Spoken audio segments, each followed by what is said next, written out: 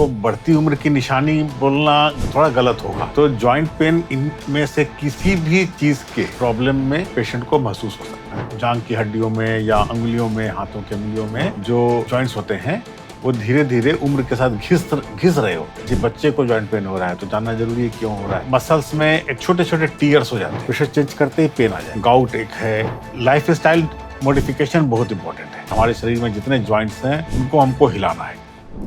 आज इस एपिसोड में हम बात करेंगे जॉइंट पेन को लेकर। ये क्यों होता है, कैसे होता है, सिम्टम क्या होता है, किस उम्र के इंसानों को ये होता है और जॉइंट पेन होने पर क्या क्या किया जा सकता है, इसी बारे में आज हम बात करेंगे। नमस्कार, मैं मोप्रिया और आज हमारे साथ है गौरी देवी हॉस्पिटल्स का ऑर्थोपेडिक डिपार्टमेंट का कंसल्टेंट डॉक्टर शशांक कंचन। सर, आपको बहुत बहुत स्वागत है। नमस्कार, मैं doctor Shashank Kanchan, professor and head department orthopaedics, Gauri Devi institute of medical college, Durgapur. Sir, joint pain सिर्फ बढ़ती उम्र की निशानी है या कुछ और है? जॉइंट पेन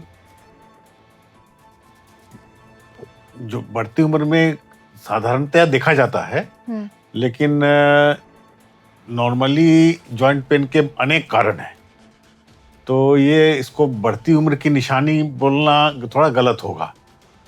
ज़्यादातर लोग जो हैं सो बढ़ती उम्र में इसको फील करते हैं, लेकिन वो जॉइंट पेन और भी कारणों से होता है और हर एक उम्र में पाया जाता है।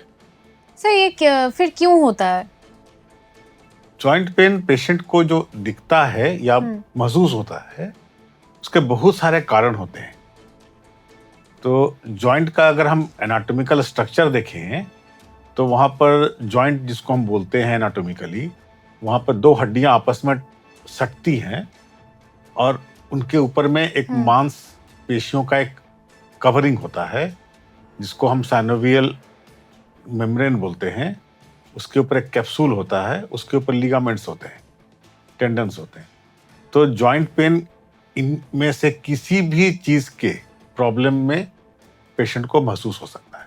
सर, हर जॉइंट पेन को इग्नोर करना सही है? बिल्कुल नहीं, क्योंकि जॉइंट पेन जो है, जैसा मैंने पहले कहा कि उम्र के साथ जॉइंट पेन, जिसको हम कॉमनली बोलते हैं कि उम्र बढ़ रही है तो जॉइंट पेन होगा ही होगा, नॉर्मली लोग ऐसा मानते हैं। तो वो पेन जो है उसे हम अपने मेडिकल लैंग्वेज में ऑस्टियोआर्थराइटिस बोलते हैं। ऑस्टियोआर्थराइटिस वो एक घुटने या जांघ की हड्डियों में या अंगुलियों में, हाथों की अंगुलियों में जो जॉइंट्स होते हैं वो धीरे धीरे उम्र के साथ घिस रहे होते हैं, उनके गैप कम हो रही होती है, उसको बोलते हैं ऑस्टियोआर्थराइटिस। तो ये उम्र का लक्षण हो सकता है, लेकिन बाकी जो भी पेन है, कारण जो है जॉइंट पेन के, तो वो जो है उसको आप इग्नोर नहीं कर सकते हैं, क्योंकि उसको पता करना जरूरी है कि क्यों हो रहा है। एक किसी कम उम्र के व्यक्ति को अगर जॉइंट पेन हो रहा है तो जानना जरूरी है क्यों हो रहा है। उसी तरह से किसी बच्चे को जॉइंट पेन हो रहा है तो जानना जरूरी है क्यों हो रहा है। सर, बच्चे और कम उम्र के लोगों को भी जॉइंट पेन होता है, तो इसका मतलब कारण क्या है? लाइफस्टाइल सिर्फ नहीं। ये काफी प्रश्न बढ़िया है, क्योंकि आमतौर पर लोग सोचते हैं कि जॉइंट पेन तो बुजुर्गों की प्रॉब्लम है। ये तो हम भी सोचते हैं कि बुजुर्गों की प्रॉब्लम है, लेकिन जैसा मैंने कहा कि जॉइंट पेन चूंकि कई कारणों से होता है, तो बच्चों में जो जॉइंट पेन होता है अधिकतर समय वो होता है, उसको हम बोलते हैं ग्रोइंग पेन। ठीक है, वो ग्रोइंग पेन का कोई डेफिनेट कारण नहीं होता है। बच्चे आमतौर पर खेलते हैं, कूदते हैं, बहुत ज़्यादा कसरत करते हैं, तो उस समय मसल्स में एक छोटे छोटे टीयर्स हो जाते हैं, तो वो पेन करते हैं। तो वो सामान्यतः वो पेन 2 दिन 3 दिन रहता है, फिर ठीक हो जाता है। या फिर कुछ लोगों को, कुछ बच्चे ऐसे होते हैं जिनको हल्का सा बुखार आया 2 दिन 4 दिन पहले, उसके बाद जॉइंट पेन शुरू हो गया, वो रिएक्टिव आर्थराइटिस होता है। अच्छा। फ्लू के मौसम में देखेंगे, डेंगू के मौसम में देखेंगे, कुछ और बीमारियां हैं जो कि कहीं कहीं जंगलों के आसपास पाई जाती हैं, रिकेट्सियल डिजीज बोलते हैं, तो उन बीमारियों में बच्चों को पहले बुखार आएगा या लूज मोशन होंगे, पेट खराब हो जाएगा, 2-4 दिन 10 दिन की दवाई खाई, बच्चे ठीक हो गए। उसके 5-7 दिन के बाद बच्चे जॉइंट पेन का कंप्लेन करते हैं। तो ये एक सीवियर टाइप ऑफ आर्थराइटिस है, जो कि रिएक्टिव आर्थराइटिस हम बोलते हैं, तो वो हो जाता है। फिर तीसरा तरह का जो जॉइंट पेन बच्चों में पाया जाता है स्पेशली, जिनको हम ऑटो इम्यून डिसऑर्डर बोलते हैं। Auto immune disorder.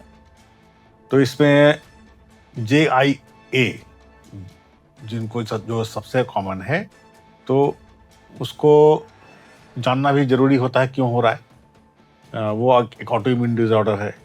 उसके साथ साथ कुछ परप्यूराज हैं, हेनॉकस कॉलिन परप्यूरा है, या कुछ और डिजीजेस हैं, SLE है, जो कि छोटी उम्र में ही प्रेजेंट करते हैं बच्चे।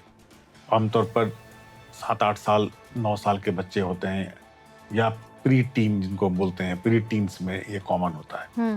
तब उस समय जब बच्चे आते हैं जो उनके जॉइंट पेन्स ठीक नहीं हो रहे होते हैं, तब हम थोड़ा सीरियस हो जाते हैं कि ये ग्रोइंग पेन नहीं है, अब ये जो कि या तो फीवर के साथ एसोसिएटेड है या कोई और कारण से हो रहा है, जिसके साथ में स्वेलिंग आ जाती है, या जॉइंट्स फूल जा, जिनको बोलते हैं स्वेलिंग आ गई, फूल गए, लाल हो जाते हैं, बच्चे चल नहीं पाते हैं, तब हमको उनको सीरियसली लेना पड़ता है। सर, तो फिर ये पेन का सोर्स क्या है? मसल, हड्डी या जॉइंट? सब कुछ, सब में ही पेन होता है? सब में बच्चे या एडल्ट कोई भी सब तरह से कंप्लेन करेंगे जॉइंट पेन का ही। जैसे आमतौर पर एक बहुत कॉमन सा प्रॉब्लम होता है जिसको हम बोलते हैं बर्साइटिस एंड टेंडिनाइटिस।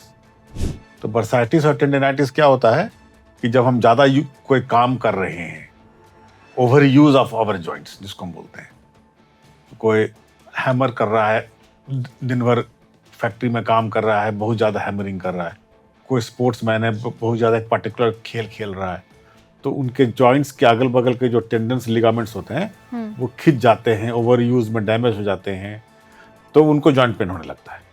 एक्चुअली उनके जॉइंट में कोई प्रॉब्लम नहीं है, उनके बगल के टिश्यूज जिनको हम बोलते हैं टेंडन्स, लिगामेंट्स, उनमें प्रॉब्लम होता है, तो वो बर्साइटिस और टेंडिनाइटिस कहलाता है। लेकिन वो पेशेंट प्रेजेंट करेगा जॉइंट पेन। उसी तरह से अगर किसी को मायोसाइटिस जिसको हम बोलते हैं, मसल्स में पेन, तो जैसे खास करके कुछ लेडीज होती हैं जिनको कि काफ में पेन होता है, पैर घुटने के नीचे की मांसपेशियों में, तो वो कंप्लेन करेंगे कि मैं घुटने में दर्द हो रहा है, या वो कंप्लेन करेंगे कि हमारे एड़ियों में दर्द हो रहा है। एड़ियों में दर्द हो रहा है, उनको जॉइंट पेन लगता है, लेकिन वहां पर जो बीमारी होती है उनको हम बोलते हैं फेशियाइटिस। तो वो सब अलग अलग बीमारियां हैं, लेकिन पेशेंट के लिए वो सब जॉइंट पेन हो जाता है। एग्जामिनेशन, हिस्ट्री टेकिंग और जांच, ये सब कुछ करने के बाद जाकर के हम एक नतीजे पर पहुंचते हैं कि हाँ, इनके जॉइंट पेन जो क्यों हो रहा है। सर, किसी किसी को बरसात के मौसम में या विंटर में भी होता है, वो भी जॉइंट पेन ही है? हाँ, वो एक्चुअली विंटर में या बरसात के मौसम में जैसे आपने बोला, तो एक्चुअली उसमें होता क्या है कि जब भी मौसम चेंज करता है तो एटमॉस्फेरिक एयर प्रेशर जिसको हम बोलते हैं, वायु का दाब, वो चेंज कर जाता है। ठीक है, तो ये जो एटमॉस्फेरिक प्रेशर जब चेंज करता है तो हमारे जॉइंट्स के अंदर के जो प्रेशर है और उसके ऊपर में जो बाहर का जो प्रेशर है, वो दोनों चेंज कर जाता है। तो ये चेंज के कारण पेशेंट को पेन होता है। ठीक है, तो इसमें टेम्परेचर से ज्यादा इंपॉर्टेंस है प्रेशर का, एयर प्रेशर का। इसीलिए आप देखेंगे कि जब आप कई बार जब बहुत ऊंचाई पर जब जाते हैं तो आपके जोड़ों में दर्द शुरू हो जाता है। हाँ। ठीक है, तो ऊंचाई पर जाने से टेम्परेचर, प्रेशर चेंज कर गया, प्रेशर चेंज करते ही पेन आ जाएगा। तो यही मौसम के साथ होता है। तो ये नॉर्मली ये बहुत सीरियस इश्यू नहीं होता है, क्योंकि ये 2-3 दिन में सेटल कर जाएगा, या थोड़ी सी घरेलू चिकित्सा जैसे कि हम थोड़ा गर्म पानी का सेक, हल्की सी मसाज, कोई छोटे नॉर्मली दुकानों में मिलने वाले जॉइंट पेन क्रीम्स, आप कुछ भी लगा लो तो इससे आराम मिल जाता है। सर, सिर्फ डाइट से ये कंट्रोल किया जा सकता है या फिर लाइफस्टाइल मॉडिफिकेशन, डाइट, ये सब करना पड़ता है? जॉइंट पेन को डाइट से जोड़ना थोड़ा गलत होगा। डाइट का रोल कहाँ आता है? अगर आपका वजन बहुत ज़्यादा है तो जो एग्जिस्टिंग जॉइंट प्रॉब्लम्स हैं वो बढ़ जाएंगी। अगर आपकी आर्थराइटिस है और आपका वजन भी ज़्यादा है तो आपको वो चीज़ ज़्यादा तंग करेगी बनस्पत के वो दूसरे आदमी के जिनका वजन कम है और सेम अमाउंट ऑफ डिस्ट्रक्शन है आर्थराइटिस। ठीक है, तो वहाँ पर हम डाइट का कंट्रोल का इम्पोर्टेंस मानते हैं, क्योंकि आप डाइट कम कीजिए, अपना वजन कम कीजिए तो आपके पेन में काफ़ी सुधार आएगा। ऐसा कहते हैं हम कि अगर आप 5 किलो वजन अगर आप कम करते हैं, आपकी पेन परसेप्शन में 10% का इम्प्रूवमेंट हो जाएगा। लेकिन लाइफ स्टाइल मॉडिफिकेशन बहुत इम्पोर्टेंट है। क्यों इम्पोर्टेंट है? क्योंकि हमारी आज की जो मॉडर्न लाइफ स्टाइल है उसमें हम सबसे इंसानों की जो सबसे नेचुरल इंस्टिंक्ट थी वो थी हम बाइपेडल थे, हम चलते हैं। ठीक है, इवोल्यूशन के साथ हम चलना शुरू किए। तो नॉर्मली आज से 50 साल पहले या 100 साल पहले एक आदमी 10 किलोमीटर से 50 किलोमीटर प्रतिदिन चलता था। ठीक है, मिनिमम 10 किलोमीटर चलना होता था। अभी भी गांव में लोग थोड़ा बहुत चलते ही हैं, लेकिन शहरों में स्पेशली मॉडर्न लाइफ स्टाइल में हम 2 किलोमीटर भी नहीं चलते। ठीक है, अगर आप अपने के पास स्मार्टफोन है, हाँ, तो आप करके देखो, ट्राई करके देखो अपने नॉर्मल लाइफ में, तो आप 2 किलोमीटर भी नहीं चलते हो। ठीक है, तो ये जो अब हम नहीं चल रहे होते हैं, उसी तरह से हमारे मैनुअल वर्क अब कम हो गए। हम हाथों से काम बहुत कम कर रहे हैं। पहले हमारा वजन उठाने का काम होता था, मेहनत मजदूरी का काम होता था, तो हम वो भी काम नहीं कर रहे। तो हमारे जॉइंट्स जो हैं वो रेस्ट में पोजीशन में रहते हैं हर समय। तो जब हम रेस्ट पोजीशन में रखते हैं हाथ अपने जॉइंट्स को, तो वो हेल्दी नहीं रहते। ठीक है, उनमें ब्लड सर्कुलेशन कम हो जाता है। उसमें कार्टिलेज बोल के एक स्ट्रक्चर होता है, तो कार्टिलेज की न्यूट्रिशन डिपेंड करती है मूवमेंट पे। ठीक है, जितना वो हम मूव करेंगे जॉइंट को, कार्टिलेज का न्यूट्रिशन उतना बढ़िया होगा। अब हम कर ही नहीं रहे। हम कंप्यूटर स्पेशलिस्ट हैं, 8 घंटे कंप्यूटर में बैठे हुए हैं। हम पढ़ाई कर रहे हैं, हम 10 घंटे पढ़ाई कर रहे हैं, हमारा मूवमेंट हो ही नहीं रहा है। तो जब मूवमेंट नहीं हो रहा है तो कार्टिलेज की जो न्यूट्रिशन है वो खराब हो गई। जब कार्टिलेज की न्यूट्रिशन खराब होगी तो वो डैमेज हो जाएगा।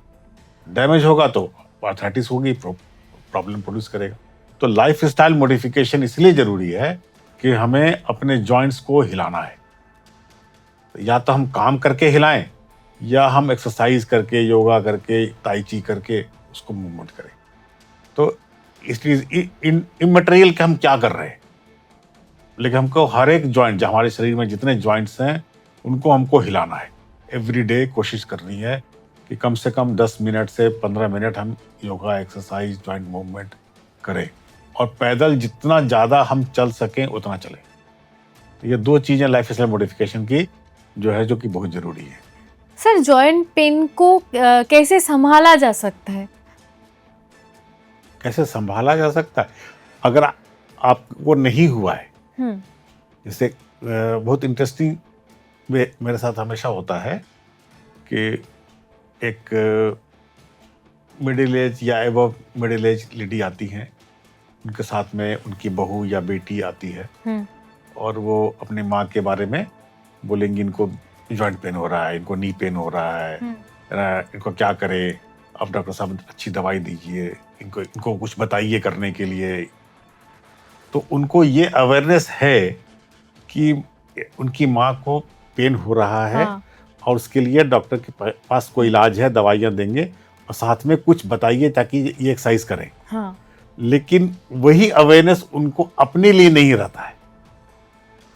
ठीक है, तो मैं क्या उनको सजेशन देता हूँ, जो मैं एक्सरसाइज इनको बता रहा हूँ वो आप भी करिए, वो आपको भी करना है। अच्छा, ताकि आप अगले 10 साल में उनकी जगह पर आप मेरे पास नहीं आइए। ठीक है, जो उनको बताना है वो आपको भी करना है।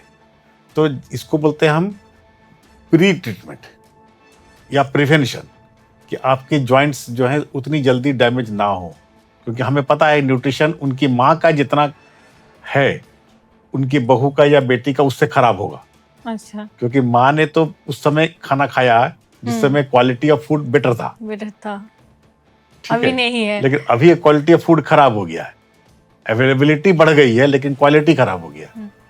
तो उनकी जो न्यूट्रिशनल जो स्टेटस था उनके एज में, इससे उनके बेटी का और खराब हो गया है। हाँ, तो नेचुरली जब वो उनकी एज में जाएंगी तो उनका जॉइंट्स ज्यादा डैमेज हो जाएगा, ठीक है? तो इसलिए बोलता हूं मैं कि आप स्टार्ट कीजिए एज अर्ली एज पॉसिबल। हम्म, हमारे जॉइंट्स का एक लाइफ है, जो हमारी बॉडी की ग्रोथ होती है 25 से 30 साल में कैल्शियम डिपोजिशन मैक्सिमम हो चुका होता है हमारी हड्डियों में, और कार्टिलेज का जो थिकनेस है या उसकी मोटाई है वो पीक पर आ जाती है। 25 से 30 साल की उम्र के बाद डिजेनरेशन स्टार्ट हो जाता है। मतलब ये एक तरीके से उम्र का हिस्सा हो गया। उम्र का हिस्सा है, उसकी लाइफ है कि वो 25 से 30 साल में अपनी पीक पर पहुंच जाएगा, उसके बाद वो घिसना शुरू हो जाएगा, वो स्टार्ट हो जाएगा डैमेज। उसको हम नहीं रोक सकते, वो नेचुरल बॉडी प्रोसेस है।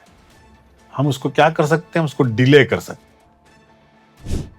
डिले करने के लिए जैसे मैंने बताया गुड क्वालिटी न्यूट्रिशन चाहिए, लेकिन उससे इंपॉर्टेंट है कि जो हम पीक बोन मास जिसको हम बोल रहे हैं 25 से 30 साल में, वो उसको बढ़ाना है, ठीक है? वो कैसे बढ़ेगा कि 40 साल से भी पहले, क्योंकि 25 साल में उसको पीक बोन मास लेके आना है, तो उसके लिए उसको 12 से 18 साल की उम्र में काम करना है, ठीक है?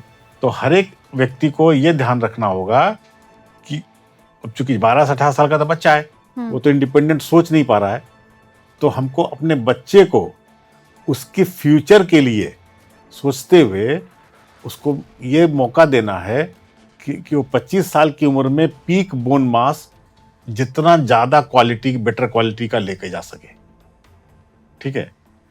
तो इसका मतलब क्या हुआ कि आपको अपने बच्चे को exercise, good posture, good quality nutrition, उस पर ध्यान देना है, ताकि उसकी 25 साल की उम्र में उसके मसल मास डेवलप कर जाए और उसके बोन में कैल्शियम डिपोजिशन मैक्सिमम हो जाए। तब जाकर के उसके 40 साल की उम्र में जो डिजेनरेशन होगा वो परसेंटेज वाइज कम होगा, और 80 साल की उम्र में वो ज़्यादा बेटर जिंदगी जी पाएगा। सर आपको बहुत बहुत धन्यवाद। धन्यवाद, नमस्कार। आप लोगों ने सुना हमारे विशेषज्ञ ने क्या कहा। अगर इस बारे में आप लोगों को और भी कुछ जानकारी चाहिए तो हमारा YouTube चैनल है, वहाँ पर कमेंट कर सकते हैं, या फिर हमारा गौरी देवी हॉस्पिटल्स का हेल्पलाइन नंबर दिया हुआ है, उस पर भी संपर्क कर सकते हैं। तब तक स्वस्थ रहिए, सचेत रहिए। धन्यवाद।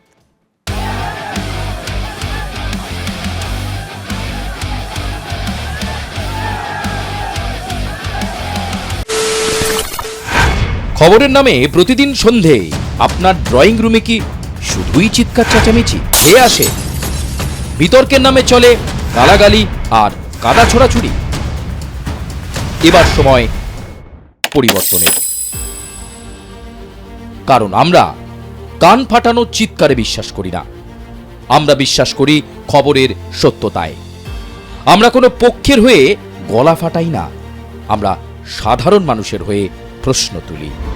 চিৎকার নয়, শুধু খবর হবে যেখানে বিতর্ক আছে কিন্তু কুৎসিত ঝগড়া নেই। সঠিক তথ্য, বিশ্বস্ত খবর। নজর রাখুন আর প্লাস নিউজে।